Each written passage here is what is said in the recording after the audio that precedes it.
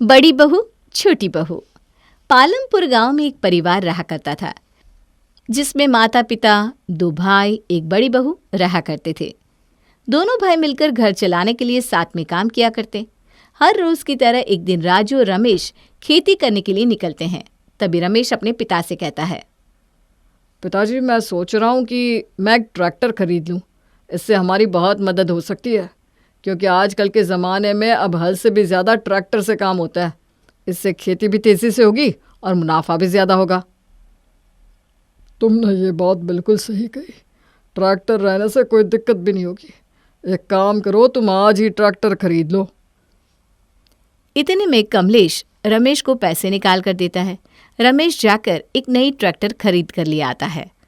अरे वाह भैया, आपने तो एक ट्रैक्टर खरीद भी लिया। चलो, अब कोई परेशानी नहीं होगी, अब मेहनत कम लगेगी। इस ट्रैक्टर से हमारे काम ना आसानी से हो सकते हैं। इससे तो मैं जल्दी जल्दी काम निपटाकर अपने कॉलेज भी चला जाऊंगा। ऐसे ही अब ट्रैक्टर से दोनों भाई मिलकर काम किया करते हैं। तभी एक दिन राजू अपने पिता कमलेश से कहता है, पिताजी, मुझे पेट्रोल के लिए पैसा चाहिए, मुझे कॉलेज जाना है। इस बार थोड़ा ज़्यादा पैसा देना, रोज़ रोज़ पेट्रोल ना खत्म हो जाता है। ये क्या लगा रखा है हर दिन? पैसे चाहिए, पैसे चाहिए। क्या तुम कभी बस से नहीं जा सकते? देखो, अभी मेरे पास पैसे नहीं है। इतनी नवाबी भी अच्छी नहीं है। सरकारी बस चलती है, उसी से जाया करो। पेट्रोल के फालतू पैसे भी खर्च नहीं होंगे। अच्छा, अभी बड़े भैया ने कुछ दिन पहले ट्रैक्टर के लिए पैसे मांगे तो आपने फट से दे दिया। आज मैंने कुछ पैसे मांगे तो अब मना कर रहा है, आपके पास पैसे नहीं है। रहने दीजिए पिताजी, मैं बस से ही चला जाऊंगा। मैं छोटा हूँ इसलिए मेरे साथ भेदभाव होता है ना। राजू के साथ इस तरह का व्यवहार होते ही जा रहा था। ऐसे ही एक दिन राजू खेती से काम करके घर आता है तो गुस्से में कहता है, घर का सारा काम मैं करूँ और पैसे ले बड़े भैया। अब ये सब मुझसे सहन नहीं होने वाला। जब भी कुछ काम हो तब पिताजी मुझे कहते हैं, जब पैसे मांगो तो सारे पैसे बस बड़े भाई के लिए है। मैं तो जैसे उनका बेटा ही नहीं हूँ। अब ये मैं नहीं होने दूंगा। मैं बार बार देख रहा हूँ कि पिताजी मुझे कुछ नहीं देते। अब मैं अपना हक लेकर रहूंगा। माँ, ओ माँ, इधर आओ, मुझे तुमसे कुछ बात करनी है। ओहो, ये राजू भी ना, अब क्या हो गया? क्या बात हो गई जो इतना चिल्ला रहे हो? 1 मिनट भी चैन की सांस मत लेने दिया करो तुम बाप बेटे। क्या हुआ? क्यों ऐसे चिल्ला रहे हो? ये क्या है माँ? पिताजी सिर्फ बड़े भैया को ही सब कुछ देते हैं। क्या मैं उनका बेटा नहीं हूँ? जब भी पिताजी से कुछ मांगता हूँ तो वो मना कर देते हैं, और वहीं बड़े भैया कुछ भी कह दे, पिताजी तुरंत उन्हें ला कर देते हैं। मेरे साथ ही ऐसा भेदभाव क्यों माँ? अरे बेटा, ऐसा कुछ नहीं है। मुझे मेरे दोनों बेटों से एक जैसा प्यार है। राजू, तू शांत हो जा पहले। मैं इस बारे में तेरे पिताजी से बात करूंगी। ये सारी बातें कमलेश और रमेश सुन लेते हैं। तभी अचानक कमलेश कहता है, ये क्या बोल रहे हो? तुम्हें ये सब किसने कहा? मेरी नज़र में तुम दोनों एक समान हो। मैं अपने दोनों बेटों में कोई भेदभाव नहीं करता हूँ। बस जहाँ मुझे लगा कि तुम फालतू खर्च कर रहे हो तो वहाँ तुम्हें रोक देता हूँ। ही क्या बेकार की बात सोच रहे हो? तुम्हें मुझसे जलन हो रही है तो कह दो ना, इतना सुना क्यों रहे हो? छोटे हो तो छोटे के जैसे रहो, समझे? चुप हो जाओ। जो तुम सबके सामने दिखावा कर रहे हो ना, मुझे सब पता है। तुम्हें क्या है, तुम्हें तो पैसे मिल ही जाते हैं, इसलिए तुम्हें कोई फर्क नहीं पड़ता। फर्क तो मुझे पड़ता है ना, जिससे छोटे से छोटे काम के लिए आप दोनों के सामने हाथ फैलाना पड़ता है। तुम सब इस तरह क्यों लड़े जा रहे हो? छोटी छोटी बात के लिए इतना हंगामा क्यों कर रहे हो? कोई तो समझो। झगड़े को आराम से बैठकर भी सुलझाया जा सकता है। बस करो माँ, बस करो। अब मुझे और लड़ाई नहीं करनी। मुझे अभी के अभी बंटवारा चाहिए। मुझे भी कोई शौक नहीं है बिना बात के लड़ाई करने का। मुझे बस मेरा हिस्सा दे दो ताकि मैं यहाँ से जा सकूं। तभी रमा इन सबके चिल्लाने की आवाज़ सुनकर किचन से बाहर आती है और अपने देवर को समझाते हुए कहती है, नहीं नहीं देवर जी, आप ऐसा नहीं कर सकते। ऐसा नहीं हो सकता। ये घर का बंटवारा कैसे कर सकते? आप ये सोचो कि लोग कितना मजाक बनाएंगे। अपने परिवार की हालत क्या होगी, सोचो तो। चुप रहो भाभी, आप नहीं समझ सकती मुझ पर क्या बीत रही है। जब जब मेरे साथ इस तरह का व्यवहार होता है तब तब मुझे कितना बुरा लगा है, आपको ये मालूम भी है। और अब मैं ये सब नहीं झेलना चाहता। इससे अच्छा है कि हमारा बंटवारा ही हो जाए। बस करो, बहुत हो गया। इस घर का बंटवारा चाहिए ना, कर देती हूँ बंटवारा। लड़ाई झगड़ा होने से अच्छा है कि इस घर का बंटवारा हो जाए। वैसे भी बंटवारा आज हो या 10 साल बाद, होना तो है ही, तो आज ही कर लेते हैं ताकि दोनों भाइयों में प्यार तो बना रहे। नहीं माँ जी, ऐसा मत कीजिए। बंटवारा पैसों का होगा लेकिन रिश्ते बिखर जाएंगे। आप एक बार तो सोच लीजिए। हट जा मेरे रास्ते से, अब मुझे कोई नहीं रोकेगा। और तू होती कौन है मेरे घर के मामले में बोलने वाली? बहू है, बहू बनकर रह, अपना ज्ञान मत दे हमें। नहीं माँ जी, आप ऐसा नहीं कर सकती हैं। मैं ये बंटवारा होते नहीं देख सकती। दो भाइयों में पैसों को लेकर झगड़ा तो हर घर में होता है, लेकिन बंटवारा इसका समाधान नहीं है। इस बंटवारे में मैं अपने बेटे राजू के साथ रहूंगी और तुम रमेश अपने पिता और अपनी बीवी के साथ रहो। आज के बाद हमें तुमसे कोई मतलब नहीं है। अगर तुमने यही फैसला कर लिया है तो यही सही है। मैं अपने बड़े बेटे और बहू के साथ यहीं रहूँगा। अब ये बंटवारा हो ही जाए तो सही है, कम से कम अब शांति तो होगी मेरे जीवन में। सुनैना किसी की बात नहीं सुनती और घर का बंटवारा हो जाता है, जिससे छोटे बेटे और माँ उसके साथ और बड़े बेटे बहू पिता तीनों एक साथ हो जाते हैं। दोनों में बातचीत तक बंद हो जाती है। माँ जी, आपने ये सब ठीक नहीं किया। हमें कुछ नहीं सुनना। आप खुश हो ना हम सबको अलग करवा कर? अरे, इसमें मेरी क्या गलती थी? ये बंटवारा तो आपने करवाया है, इसका इल्ज़ाम आप मेरे ऊपर क्यों डाल रही हो? तू चाहती तो उस वक्त अपने पति को समझा सकती थी, लेकिन तूने कुछ नहीं बोला। इस सब की जड़ तो तू ही है। माँ जी, कुछ भी मत बोलो। खुद आपने और राजू ने मिलकर ये बंटवारा किया है अपनी मर्जी से, तो मुझे क्यों बीच में लेकर आ रहे हो? ऐसे ही कुछ दिन बीत जाते हैं और अलग होने के कारण सुनैना को पड़ोसियों से ताने सुनने मिलते हैं। एक दिन ऐसे ही, क्या सुनैना, क्या बात है? अब तो अच्छे से होगी ना, क्योंकि अब तो तुम्हारे पास ना तुम्हारे पति है ना तुम्हारी बहू। अब तो जीवन में शांति ही शांति होगी। अरे कलमुही, तू कहना क्या चाहती है? मैं अच्छे से जानती हूँ। और तुझे क्या पड़ी है? तू जाकर अपना घर देख, समझी? मैं कैसी हूँ ये जानकर तू क्या करेगी? हाँ हाँ, ऐसे भी मुझे क्या, तुम चाहे जैसे भी रहो। ठीक है, मैं चलती हूँ। अपना ध्यान रखना। बड़े बेटे को तो घर से निकाल दिया, देखना कहीं छोटा तुम्हें घर से ना निकाल दे। ये डायन अपने आप को समझती क्या है?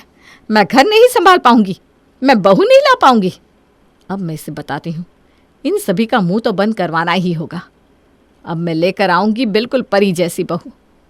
कुछ ही दिन बाद सुनैना अपने छोटे बेटे के लिए रिश्ता तय कर देती है और अगले ही दिन उसकी शादी कर देती है।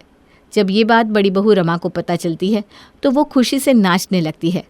अरे वाह, अब तो मैं जिठानी बनने वाली हूँ। मैं भी अपना हुक्म चलाऊंगी देवरानी पे। काश आज हम सब साथ में होते तो मैं भी अपनी छोटी देवरानी के आने की खुशियाँ मना सकती। मैं भी नाचती गाती, पूरा मोहल्ला सर पे उठा लेती। पर ऐसा नहीं है। चलो कोई नहीं, एक बार देवर जी को शादी करके आने दो, फिर मैं भी अपनी देवरानी को देख पाऊंगी। लेकिन कैसे? मेरी सास तो मुझे उस पार आने ही नहीं देंगी। और कुछ ही दिनों में राजू शादी करके बहू ले आता है। देवरानी के आने के बाद रमा बहुत ही खुश होती है। वहीं सुनैना भी खुशी से सारे गांव वाले को ताने मारती है। देखो तो जरा हमारी बहू कितनी सुंदर और सुशील है। आओ आओ देखो भाई, इतनी सुंदर बहू है क्या पूरे गांव में किसी की? ज्यादा घूर कर मत देखना, नजर लग जाएगी मेरी बहू को। रमा भी छत के ऊपर खड़ी होकर अपनी देवरानी को देख रही थी, पर बड़ी बहू रमा अपनी देवरानी को नहीं देख पाती। अगले दिन फिर बड़ी बहू अपनी खिड़की से झांक रही थी, तभी अचानक उसकी सास उसे देख लेती है। अरे ये क्या, बड़ी आई खिड़की से देखने वाली करमजली कहीं की। आइंदा मेरे घर की और झांकने की कोशिश की ना तो तुम्हारी आंखें नोच लूंगी। अपनी गंदी नजर दूर रख मेरे घर से। अगर आज के बाद तुझे ताक झांक करते हुए मैंने देखा ना तो तेरी आंखें नोच लूंगी। माँ जी, मुझे भी मेरी नई देवरानी से मिलवा दो ना। मैं भी देखना चाहती हूँ, आखिर मैं भी तो बहू हूँ आपकी। माँ जी सुनो ना, मैं उसकी जिठानी हूँ। तुम्हें एक बार में बात समझ में नहीं आती क्या? कलमुही, निकल जाए यहाँ से, वरना मैं तुम्हारे हाथ तोड़कर हाथ में दे दूंगी। चल निकल अब यहाँ से। आइंदा इधर उधर कहीं दिखी ना तो मैं बताऊंगी। आई बड़ी जिठानी बनने वाली।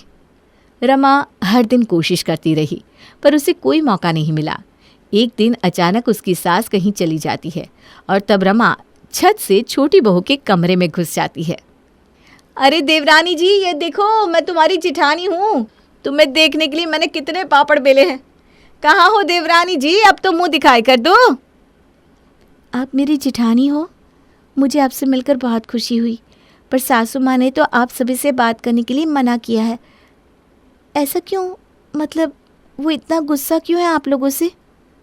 मना कर दिया तो क्या हुआ, हम दोनों छुप छुप के बातें करेंगे, मिला करेंगे। आखिर तुम मेरी देवरानी हो, इतनी बात तो मानोगी ना मेरी। हाँ, लेकिन ऐसा हुआ क्या? माँ जी इतना गुस्से में क्यों है? मैं तुम्हें सब कुछ शुरू से बताती हूँ कि बात क्या है।